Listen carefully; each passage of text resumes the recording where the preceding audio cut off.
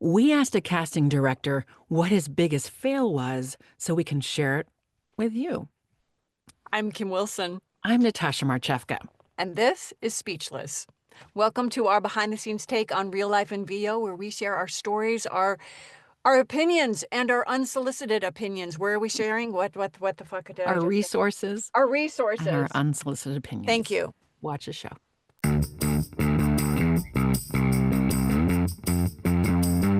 Speechless.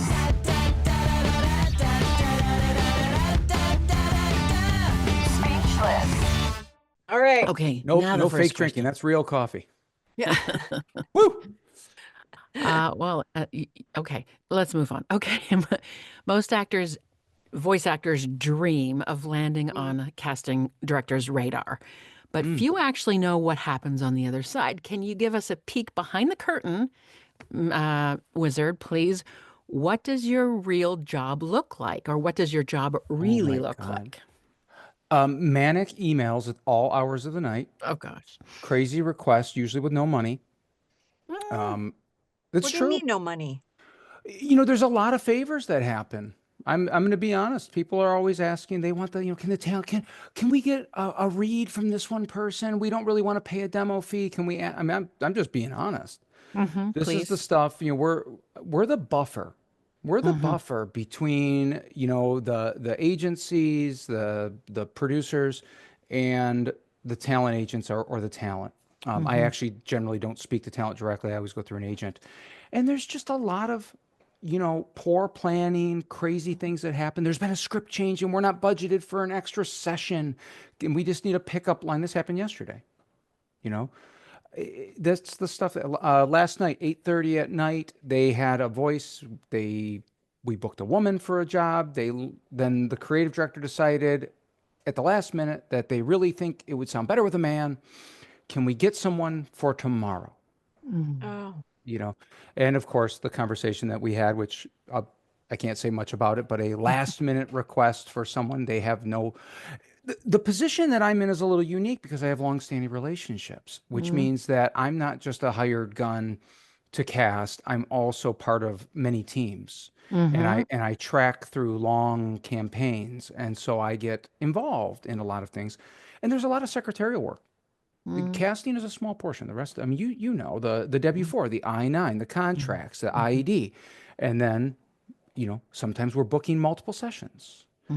We're looking out. Oh, we might have to change this. There's so many emails. I mean, I send hundreds a day, and with as many castings as last year, I was about, I think, 218 independent individual, if I remember correctly. I counted them before my, I think it was with Nava. It's a lot. I mean, it's a lot of tracking. How That's do why. you get Oh, go ahead. paid by project, I guess, then? Yeah, generally speaking, yeah. I mean, I mean, I operate differently. I probably shouldn't even tell people this, but the first thing that I go to work. How much I get paid or what I'm going to do makes very little difference to me a lot of the time. Uh-huh.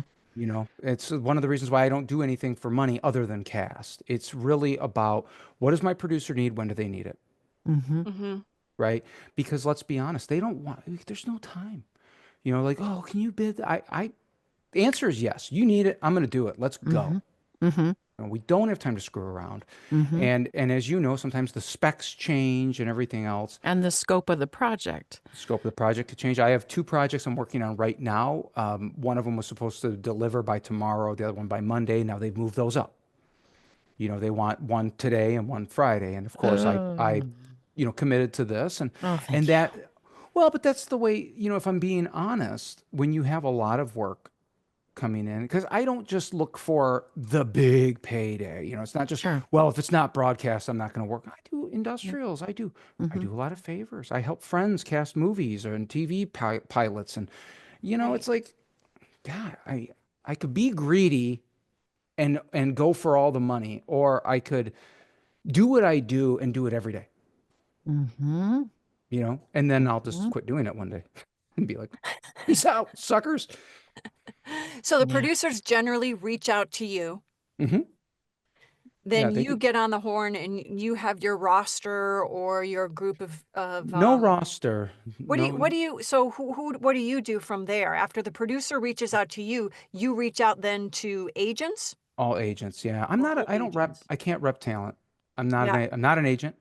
right. And as fair hiring practice, I mean, and people get mad at me, and different states have different rules, but I can't put my thumb on the scale Yeah. Mm-hmm. for somebody. And if I only sent this to my chosen few, Mm-hmm. then is it technically fair? And that's really is falling into like the SAG workplace. And Yeah. that's the way, like if SAG ever found out that I only invited these people, they'd say, hey, where's your, what was it? Oh gosh.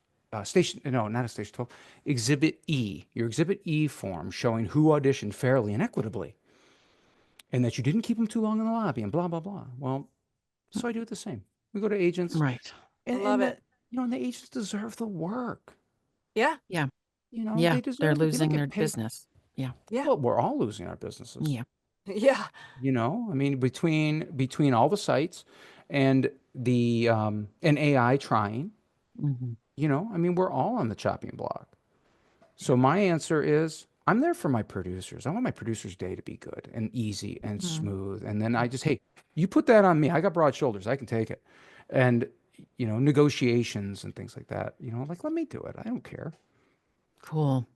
I You're the love best. that. How many people make it to the short list usually?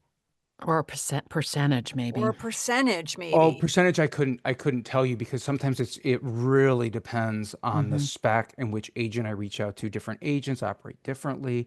Mm-hmm. I can send, two, let's say, equal level agencies, just Mm-hmm. trying to be polite about it. And the one agent will say like they'll send me 15.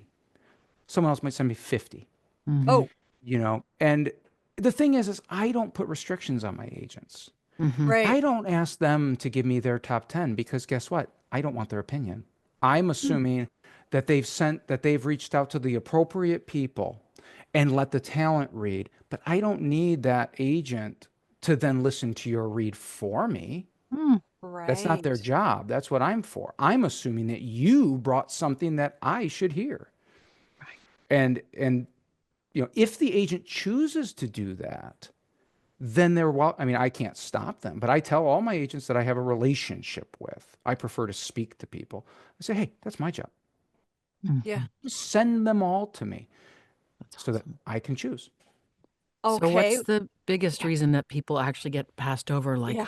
right away Um, when this poor In quality, poor audio quality quality. poor It audio audio? quality. matters more than you think. I said that at VO It's Atlanta. I think the audio yeah, quality matters more than we think. it does Shout out now. to Studio Bricks. Hey, Yeah, well, I mean, honestly, and I hate to say this, I know this stuff is a huge investment. I get it. it is. I really I know but you have it's the same thing I say about being a casting director. I carry insurance and workman's comp insurance on myself. Like this is what it requires to be a casting director for some of the largest agencies. They don't just be like, oh, you're a talent, oh, and you cast. Mm-hmm. Show me your articles of incorporation. Show me that you have priority ownership in your in that bank account. Like this is the stuff that I have to send. Do you have 2 million in liability insurance? Like, you know, yeah, I do.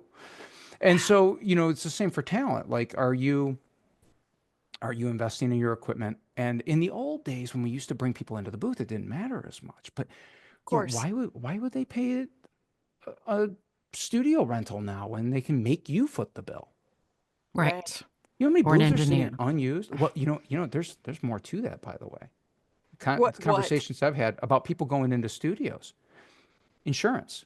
Mm-hmm. Bringing a talent into your booth means that you're insuring them because they're working. Mm-hmm.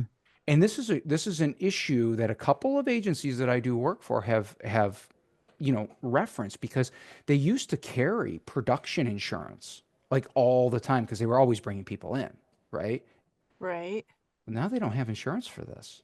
Mm-hmm. So who's going to cover you if you're in there and you crack a tooth on the mic? It Mm-hmm. sounds dumb, but the reality is, again, big business. Big business doesn't wait for you to sue them. Mm. They're not interested in this, and that's why for me, one of my biggest annoyances is when I see people that are like, it says like talent, producer, writer, this. Oh, and by the way, casting. And I'm like, really? Interesting. Because I'm also I don't know, I guess I'm a pilot because I sometimes ride in a plane. I'm real good at it too, you know, race car driver because I speed. Okay, I digress. So, but this leads us into another question, which is, are there patterns that you see in talent that consistently get shortlisted? Like, what do they have in common that is super positive that gets them closer and closer to the job? Honest Lance is thinking. Yeah, Hold on. well, I mean, because I want to present it well. First, we already Great. covered quality. There's an attachment to the position in the script. Who are you? What are you talking about? Why are you there? And really, what's the point of you? Are you What's the point informing? of you? That's Yeah, a I great mean, I mantra. love that. What's the point of you? Wait. what's the point of you? I mean, like, why are you the one that someone should either listen to or just generally hear? Mhm. And you can liken it to being at a store where they say, there's a blue light special. Well, I'm just supposed to hear that. That's just peripheral noise that Right. someone's like, oh, there's something happening over there. Maybe I should glance. But then there's the person who walks up and asks if they can help you find something because you're clearly lost, Hmm. right? Hmm. You, Yeah. that is a profound difference in the approach. And Right. that's what I notice is the biggest thing is that, hey, here's the words of this script. I'm working on one right now, and it's basically a reminder that this company offers a service. So the question is, are you telling it to me or are you letting me know? And so as I'm listening, I'm thinking like, ooh, geez, don't yell at me. Or, Mm. or, well, you sound like you're off in the ether. And then there's Mm. that sweet spot where it's like, hey, Lance, did you know that we also offer this, this, and this? And it's like it just makes you say, damn, they're talking to me. Right. They're but not at me and not Hmm. over me. And I Hmm. know this has all been covered in every It's class that's connection. ever, Yeah. yeah. I mean, Yeah. there's just a position in every script. And the shorter the script, the greater the position because you don't have time. Yeah. If it's a 15-second spot and we're asking you to do something, why am I paying you? Right. Your role, I mean, listen, especially radio. When I send out castings for radio, I always mention how much I love radio because it's you. There's nothing else to help you. Maybe some mnemonics and some sound effects, but it's you. It's the talent, just making it happen. Hmm. So, Normally, well, not normally, there's a specific agent in mind that always says, point of view. What's your point of view? And you said point of you. And I Yeah. like that. I think we should make another show about just that. We're going to take a quick break. We're going to throw to a promo, a speechless promo, ooh, and we'll be right back. Okay, everybody, we're just jumping in here for one message, and it's about our speechless planner. Look how nice that is. It's gorgeous and it's undated, so you can start at any time. You can find it on our website at speechlessvo.com. We have an Mhm. ebook version for $39 and a hard copy version for $55. Please buy this because we're in the red and we need to pay for our editor. Back to the show. All right, so we're back with Lance Kistler, a fabulous casting director, and really gives us the honest truth here. So, Kim, what did you want to ask him? Okay. Have you ever seen a talent completely reinvent themselves and come back even stronger? And what did they do differently to do that? Because I'm that's sure a you've known talent for a long time and watched them grow. there's I won't say somebody's name. Sure. No, you don't have There to. was a woman probably a few years older than me, not much, when we were in New York. She was new. She started as a non-union. I saw her coming in with some non-union work. And then she ended up, I'm trying to remember which brand. It was a big brand I was working at, Claritin, I think it was. She came in and auditioned multiple times for different spots for Claritin. And she finally she booked, I mean, she booked it, national network, huge. right? And the difference between when I knew her as a non-union and when she booked that was her presence at the mic. She had a Mm, tendency to always do this hush tone whenever it was mm, like important, mm, like this mhm, very like matronly, like, well, it could cause issues. And she would get down, and I could say, we're letting people know bad, negative, possible negative things. We need to say it with a full voice, but not shouting. And then she finally got, with Clarendon, you can see this. Be cautious of this. I mean, she kept it. There was a definite shift, but she lost that hush. And I say Mhm. this all the time in my casting directions. Don't fall into the hush. mm, And it stems back to her. It mm. stems back to Wow. watching her shrink when she thought she needed to deliver important information. It was like she was talking to a little kid, like, now remember, your lunch money's in your pocket, Mm, and don't forget that you need to eat your vegetables. And it was very like, hold back.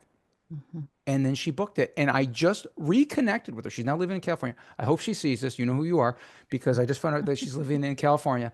And I had the absolute pleasure of booking her on her very first SAG National Oh, Network campaign, which, by the way, is my absolute favorite thing in this industry, is booking people on the big stuff, Yeah, the nationals, because it's such good money. yeah.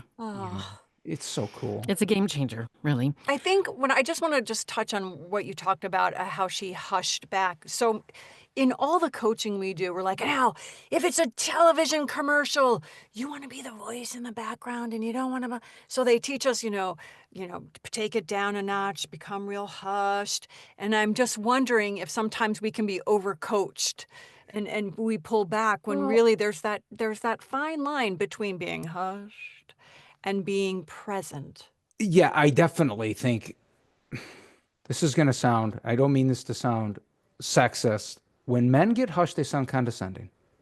Oh, Like, well, let me tell you about this and I'll inform you. It's like, no, I'm perfectly capable of understanding Jackwagon, and that's not just women here. That's me. Like, it happens to me. Like, like, I'm sorry. I walk into some place, like, I do all my own auto mechanics, and I'll go into place and like, well, you might need this. I'm like, dude, I have every tool known to man. I don't need you to tell me. But that's the way it goes. And women will sound soft, like they'll shift into this thing, and then they sound frightened, or mm, like they're not in the conversation, they're talking mm, about it. And I'm like, mm, no, this Right, is to connect. important safety information. You're Present. literally saying, yeah, it's presence, but it's like I have stepped up to the mic at this point. It's like, you know Claritin can do this, and this, and be cautious. And it's like they're right there now. mm, you know Mm, it's no mm. longer little kid going to school, it's daughter going to college. Remember, never mm. leave your drink on the bar. It's Right, like, right. I just, Keep your hand over the lid at all yeah, times. I Right. mean, and Confidence. my Confidence. favorite thing in this industry is bringing real world situations to voice. All the catchy phrases, throw it away and blah blah blah blah blah. It's like, no, you're 3 beers in. Like, that's how I talk, because Mm, that is literally where your voice, when we're just chatting, can be totally different than what you send me mm. in a read. Because you get in the Yeah. booth, you get the Totally. copy, and then it's like, you know, with Claritin, I'm like, "Hmm, That's with not how she Claritin, talks. this." Yeah, it's like, hey, what's the deal with that? Oh, it's this. Mm, That's the Right. position. And yeah. because Right. conversational is everything, and let's be honest, the copy isn't conversational. So they tell you conversational. The copy isn't. So you Hmm. make it in the middle just by default, Hmm. Yeah. Yeah. right? Because you can't Yeah. tell someone it causes anal leakage and make it sound like conversational. It's just not. Amen. Anal I Amen. try. leakage. I've tried a million times. I'll be at the gym and be like, "Oh, good set. Watch for anal leakage." That's going in your. Yeah, that's not getting cut out of the podcast. No, Lance, that's you are not. meant for this show. I just, Totally. another thing you Totally. said at the Nava on the Nava podcast was you have no filter. I don't. Welcome to Welcome us. to Speechless. I love Yeah, that. yeah. I'm a little devoid of filter. It's true. I'm I love sorry. it. That's okay. No, I get in trouble all the time. So does Natasha. I'm like, we got to edit that part out. Mm. Okay. We appreciate your time so much. We only have Yeah. one more question and then we're going to wrap her up. So Oh, that's we're fast. wondering if there's a casting decision that you've ever made that still haunts you? Because we love fun stories. So, is there anything that Yeah. haunts Mm. you? Have to go back in the. It might be helpful Well, to give them context on how we got to this question. oh, is there context? Go ahead, Kim. Well, you sent me the email. You have the email open, don't you? No. Oh, the James. Well, now I got to open James? it. Okay. So that's right. We're going to do Who's another James? show. Our next show, hopefully, is sort of based on this quote. Stories of failure resonate more than stories of success. Few That's true. people reach the top, but everyone has failed, including those who eventually succeed. If you're teaching people how to succeed in a given field or talking about your own success, start with how you failed. James Clear. It's a great quote. I mean, obviously, and I say this to my wife all the time because I have a terrible memory for most things, and I tell her I remember what hurt me the most. Like Yes. I will not work underneath a car without a jack stand any longer. I mean, I got my hand Oh smashed. God. I mean, like, but that's just the real, because Yeah. again, in our industry, it's like we always talk about, like, it's like, oh, VO and stuff. Well, I do other stuff, motorcycles and it's like that. This is my job. I have a Mhm. life. The reality is, the thing I think I regret the absolute most is not putting my foot down more firmly when Mm, they start talking about celebrities. I mm. am not a fan of celebrities. I don't find them to be an asset to a lot of things. I know I'm going to get a lot of flack for that from some of my, From all our viewers. well, maybe I think No, they're you won't. well, from my Definitely producers not. and stuff. I they're a massive liability. I've said this way Mm. before, like the current, like right now, like everything's a hot potato, right? Like, but I'm talking way before everyone went like off into their own little silos. I said we had a celebrity as a client and for a large campaign, and he was a pain. He was awful to deal with. He was Mm. never available. It Oh. was all this stuff. And I was in a meeting, it's kind of the opposite. And they said, well, what are we going to do? Like, he's on set in this other country and we need to re-record and blah, blah, the client, the client, the client, the client. And finally I just said, let me replace him. Mm-hmm. You're paying this person millions. And I know 1,000 perfectly good VO talent Mm. who saw their leg off and hopped down here to just get scale.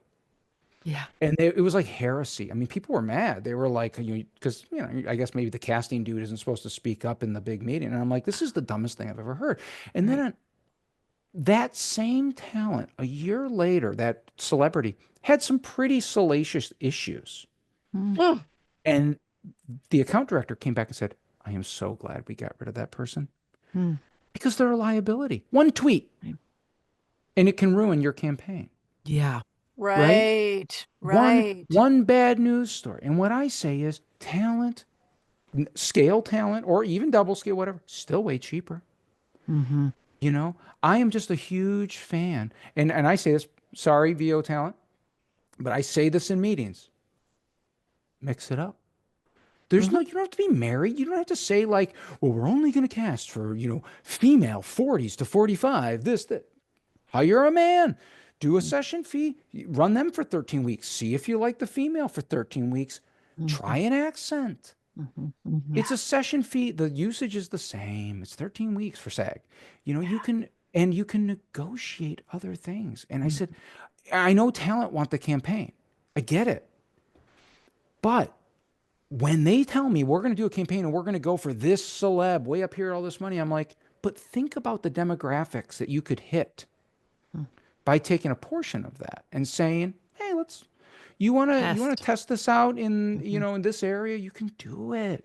And I've had some success at converting celebrity jobs Mm. to, Ooh. right, because again, what's it cost? Yeah. And so we'll give it a go. That's my theory. So I love it. It's like at 13 weeks at a time. I mean, 13 Yeah. weeks at a it's time, or testable. It's Changeable measurable. and that's right. measurable. And then you Yeah. can say, maybe, I guess you could, the only bummer there is you could waste your, that first salvo, right? You could say like, we got this new campaign and it didn't land. And, and I'd be like, well, you really think it was going to land because you got, Donald Sutherland to read it? That was the Big Right. break. Orange juice sold 10 times more because Donald Sutherland Right. Right. did this, or pick another person. And those are my biggest regrets is not that's all I do. All I do is well, I don't do just VO casting. All I do is casting. It's like you got to remember, they come to me a Yeah. lot of times with just the job. Here it is. And I'm thinking, I'm like, you should have called me way before you ever Right. made this decision. Love that. I Wow. love that insight and behind the scenes. Thank you so much, Lance, for sharing your wisdom and Well, your heart.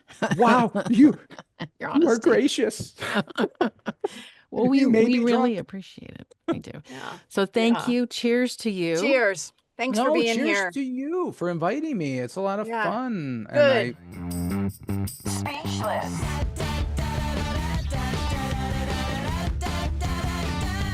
Speechless.